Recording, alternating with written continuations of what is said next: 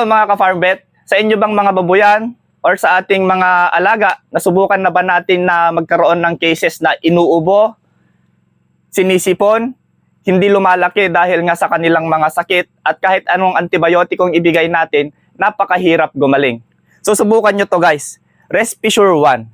So ito ay isang klase ng bakuna para ma-prevent natin yung mga ganong sakit. Ito ay hindi siya gamot guys na pagka meron na yung sakit, ibibigay natin. This is for prevention. It's not a cure, okay? So, before pa tumama yung sakit, nagbibigay na tayo ng Respisure 1 para siguradong malusog at mas mabilis lumaki yung ating mga alaga dahil naiiwasan natin yung sakit na tumatama sa kanila. So, pagka gusto nyong gumamit nito guys, available po sa atin. Pwede po kayong mag-order sa ating messenger at sa ating Facebook page. So, yun lang. Maraming salamat.